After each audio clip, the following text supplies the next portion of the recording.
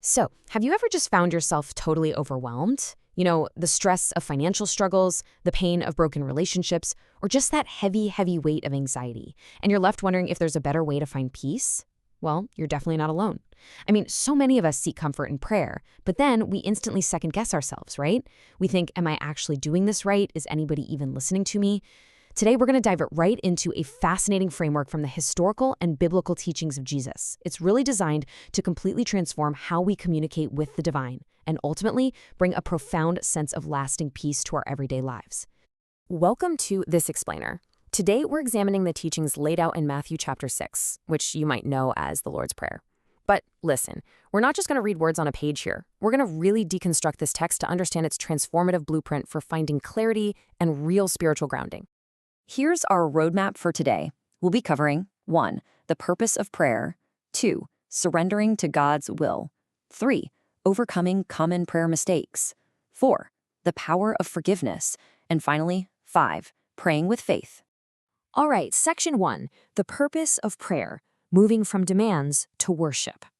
It is such a human instinct to treat prayer like a cosmic vending machine, right? You insert a request and boom, you expect to receive a blessing.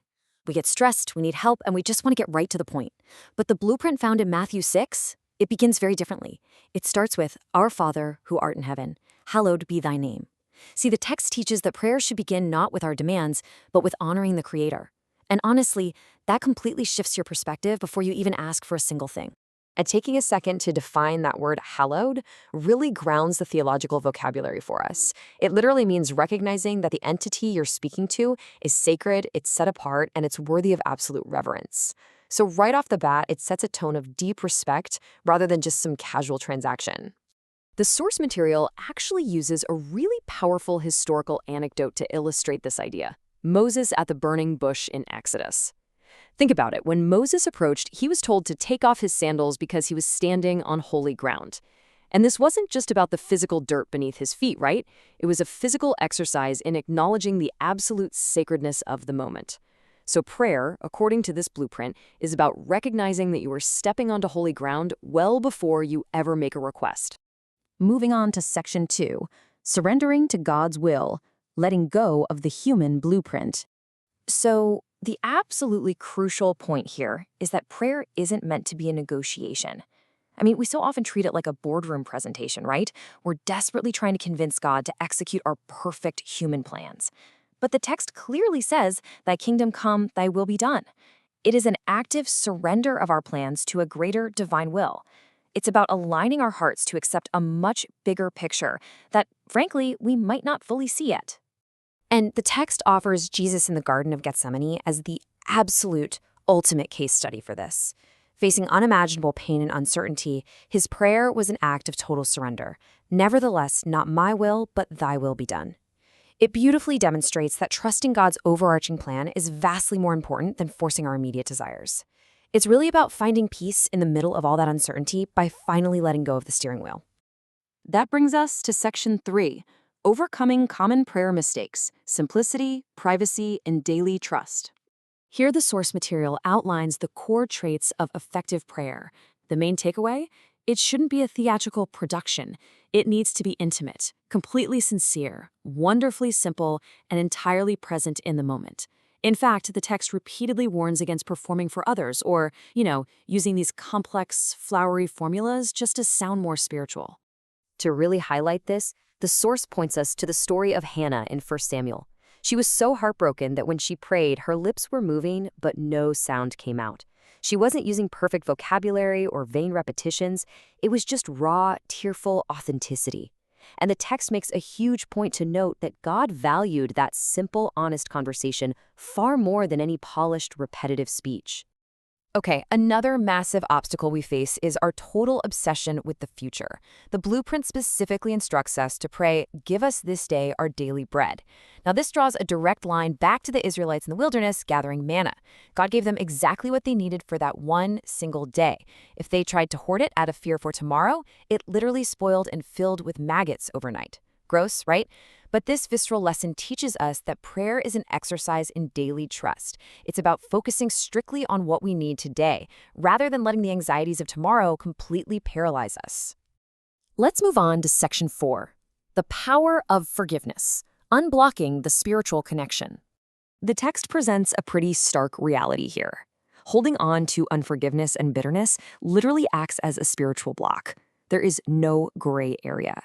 The instruction is clear: forgive us our debts as we forgive our debtors. The source material emphasizes that forgiveness isn't just a gift we casually ask to receive. Actually, it's a requirement that we must actively give to others in order to unblock that spiritual connection. To really drive this home, the text references the parable of the unforgiving servant. So a man is forgiven this unpayable, massive debt by his master. But then he immediately turns around and aggressively chokes a fellow servant over a tiny, insignificant amount of money. The master's response to this? It hits hard. The big lesson here is that forgiving others isn't necessarily about excusing their bad behavior. It's about freeing yourself from the heavy chains of bitterness. Doing that restores your own internal peace, and crucially, it makes room for grace. And finally, section 5, praying with faith, scripture, patience, and wisdom. Now, what's incredibly helpful is that the source offers a highly practical framework for shifting from mere wishful thinking to actually declaring textual promises. Think about it. When Jesus faced temptation, he didn't just share his feelings, right? He quoted scripture. By acknowledging your specific need, finding biblical verses that align with that situation, and speaking those promises out loud, you move from passively wishing to confidently declaring your faith. The text beautifully illustrates this confident expectation with the story of the woman suffering from a chronic bleeding issue for 12 long years. She didn't have this long, elaborate, poetic prayer. Her unwavering faith was summed up in a single, powerful thought: if I just touch his garment, I will be healed. Her story demonstrates how raw, unfiltered faith serves as the ultimate bridge between human vulnerability and divine power. But here's the catch. Having faith also means adjusting our clocks.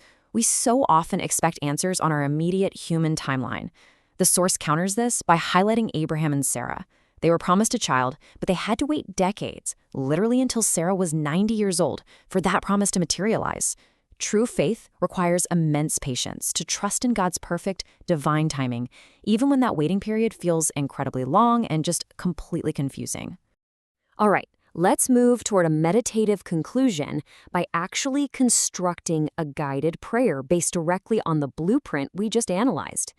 As we learned, we begin not with a list of demands, but with deep reverence and worship, fully acknowledging the sacredness of the divine. From there, the framework naturally shifts to active surrender. We consciously let go of our human blueprints and our desperate need to control every outcome. Instead, we explicitly choose to rest in the provision for today, completely leaving tomorrow's anxieties at the door. And finally, we close the prayer by actively releasing any bitterness that might be blocking our connection. We forgive our debtors, we seek divine wisdom, and we ask to be guided away from those daily temptations that tend to trip us up. This truly encapsulates the entire biblical blueprint in one sincere, remarkably simple flow. So we've unpacked the history, the parables, and the structural genius of this incredible text. The blueprint is clear, right? Prioritize worship, surrender control, keep it simple, forgive freely, and trust the timing. I want to leave you with this final provocative thought to consider today.